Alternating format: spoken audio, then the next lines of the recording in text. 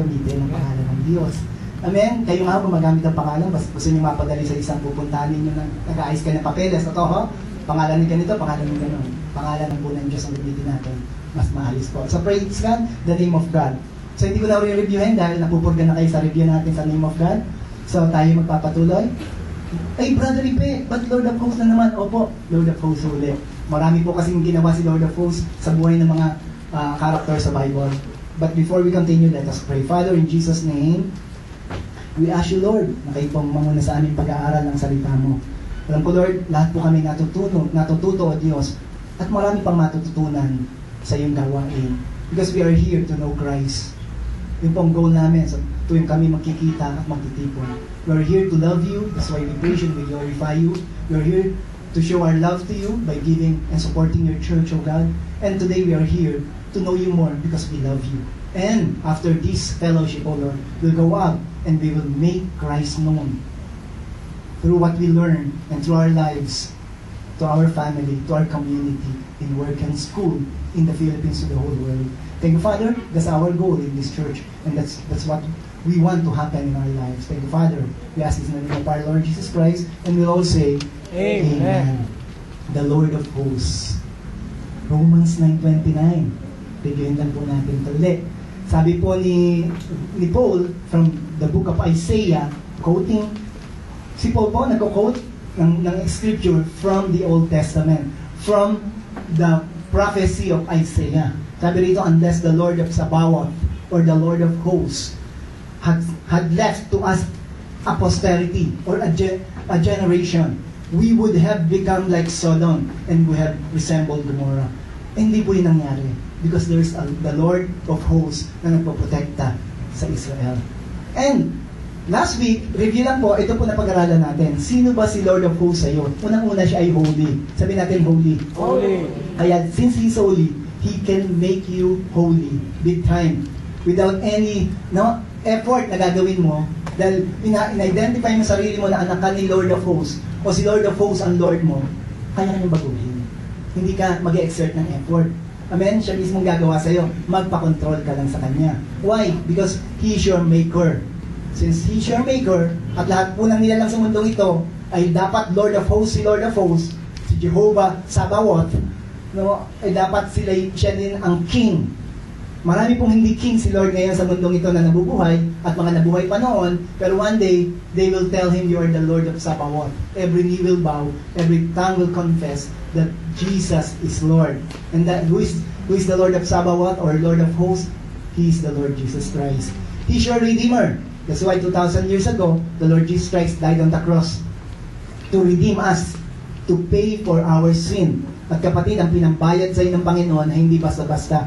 Ang kanyang mamahaling dugo, mahal na dugo ang pinambayad niya, the precious blood of Jesus.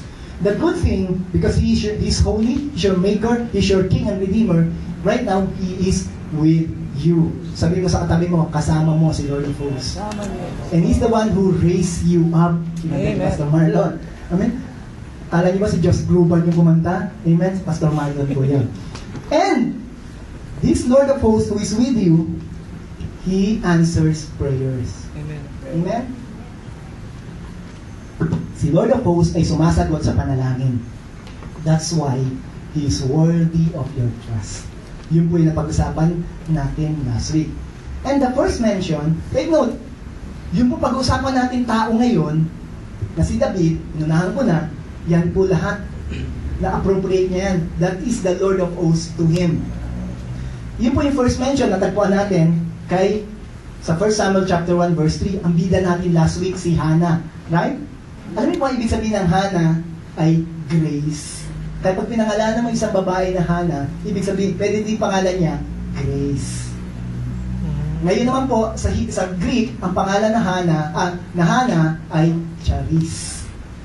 Kaya po yung Hannah, Grace, and Charis, isa lang po ibig sabihin, unmerited favor. Favor ni Lord. At si Hannah naka-experience nito. Why? Kasi inappropriate niya si Lord of Hosts sa buhay niya. At napag-aralan natin last week yan. Si Hannah, dahil kay Lord of Hosts tumawag, nagkaroon siya ng Samuel. Amen? Ano po yung Samuel? Yung need ni Hannah. Ang need ni Hannah, magkaroon ng anak. Kaya nung nagkaroon siya ng anak, pinangalanan niyang Samuel. Ibig sabihin, provide ni Lord yung hiningi ko, ni Lord of Hosts. Kayo po maraming pangangailangan. Samuel ang tawag doon. Kung may Samuel ka, sigurado pag ito'y dinirect mo kay Lord of Hosts, yung Samuel ay magiging realization sa buhay mo. Yung Samuel na yon ay si Samuel talaga, bata. Pero marami tayong pangangailangan, pwede maging Samuel sa buhay mo. Amen? Second mention. Hanggang third mention po to. Yung second mention naman ng Lord of Hosts, matatagpuan sa 1 Samuel chapter 15. Ibig sabihin mo, Brother Ripe, sa Genesis, Exodus, Leviticus, Numbers, Deuteronomy, hindi nababanggit yung word na Lord of Hosts. Hindi po ganun kadirekta yung buong phrase na Lord of Hosts. Nagsimula lang to sa 1 Samuel. At si Samuel po ang unang nag-quote. But, bakit yung nasabi ni Hannah, ito po ay bukang bibig na ng mga tao sa panahon ng Judges or beyond that? Amen? Nakuha niyo po ako?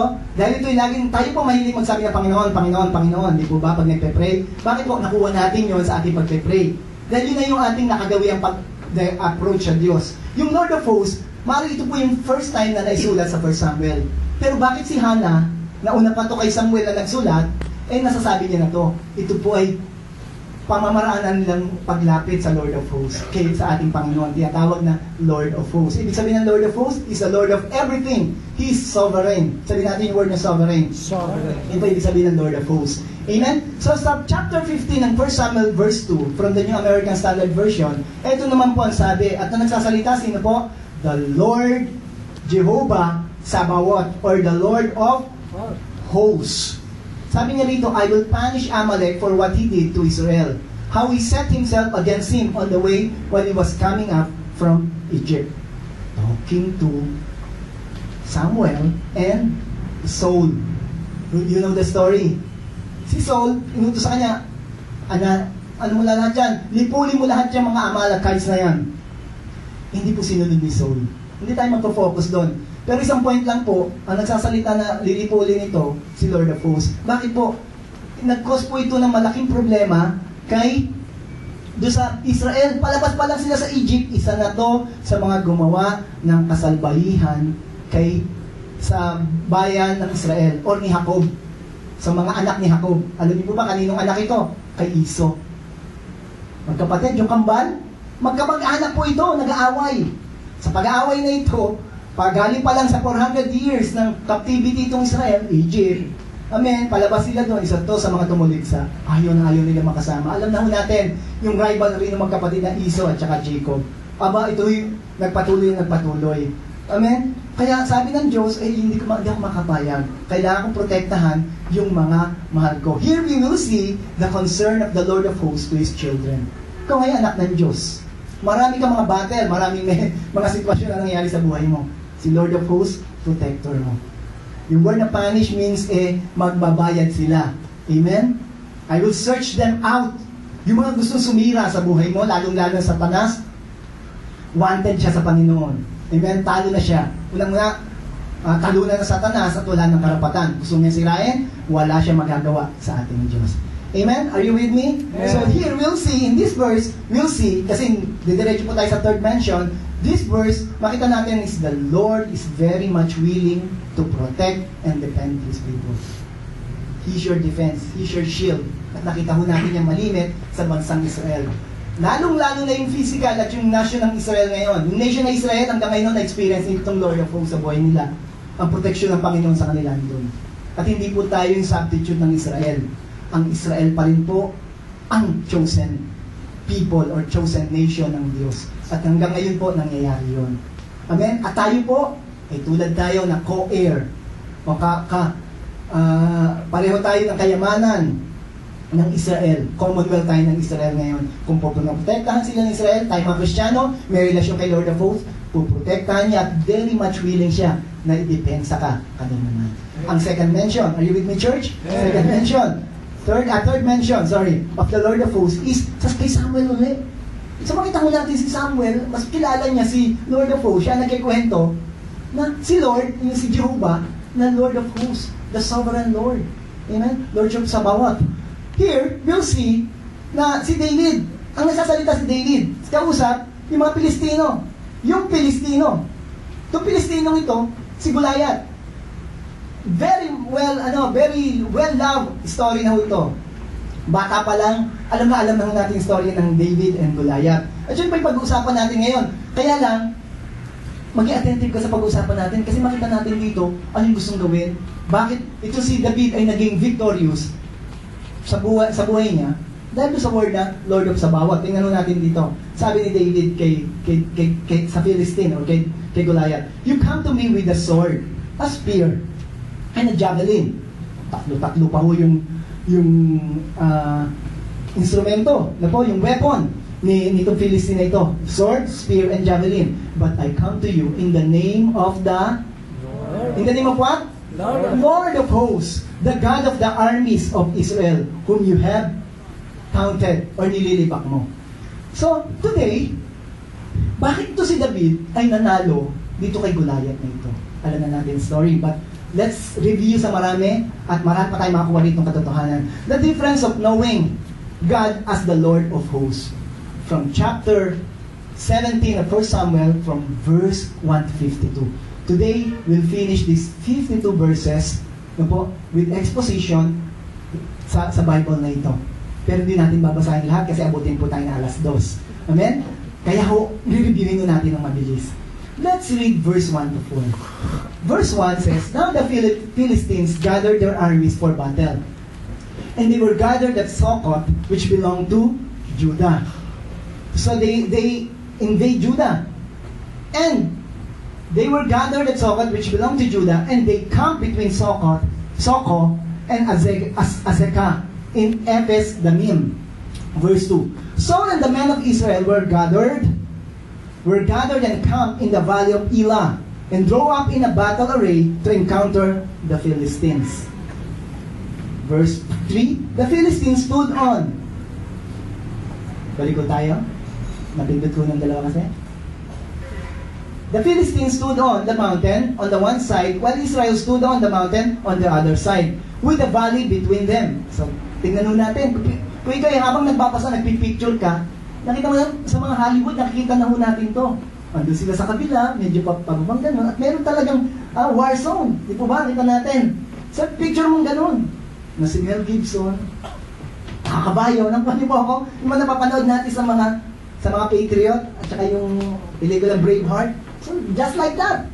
Dahil po may paglalaban. Then a champion came out from the armies of the Philistine, named Goliath. Ayan, yung Troy, napanood po yung Troy? So, meron pong ganun, di ba? May lumabas. Ayun, lumabas po si Goliath, whose height was 6 cubits and a span. So, nakita mo natin dito sa chapter 17, verse 1 to 4, may gera pong nangyayari sa Israel, at sila po'y may kaaway, Philistines. Makita natin dito, sa lesson na ito, na itong Israel, hindi po sila exempted sa gera. Malimit po sila napapagera at napapaaway. Maganda lang mo dito, ay dapat kilala mo kung sino yung kinakapitan mo. At yun po naging problema ng Israel. But before we go to sa problema ng Israel, let's talk about si Goliath. Kasi po nakita natin dito, may Goliath na lumabas. Siya po yung from God. Ito pa sabi, tingnan mo natin, champion mo siya, ang sabi. He is a champion. So tingnan natin itong vital statistics na itong champion na ito. 1 Samuel 17, 4b to 7. "Goliath from God, whose height was 6 cubits and a span. He has a bronze helmet on his head, and he was clothed with scale armor, which weighed 5,000 shekels of bronze." Mabibigat po ito. "He also had bronze greaves on his legs, and a bronze javelin sling between his shoulder." So marami pa akong mga gadgets. "The shaft of his spear was like a weaver's beam, and the head of his spear weighed 600 shekels of iron. His shield carrier also walked before him." So meron pa po siyang mga shield bearer. Ngayon po, yung shield bearer na yun, napanood nyo na po si Pacquiao? Pag si Pacquiao pupunta at may laban, di ba may nauuna pa sa kanya? Ano po yung mga dala nun? Yung mga belt? Dala-dala ng mga belt. Ilang pong belt ang napanala ni Manny Pacquiao? Ito ba? Ito, lahat po yung dala-dala. Hindi po lang iniwan sa bahay yun, pinakikita nilang ganyan. Ano po, sinasabi, itong makakalaban nyo, ito na ang nagawa nito. At yun po ang trabaho ng shield carrier na ito, nauna na, ito na ang tinalo nito. Kaya siya po'y champion. Kaya po ang nangyari, tingnan mo natin, yung susunod na verse. Ayaw mo verse?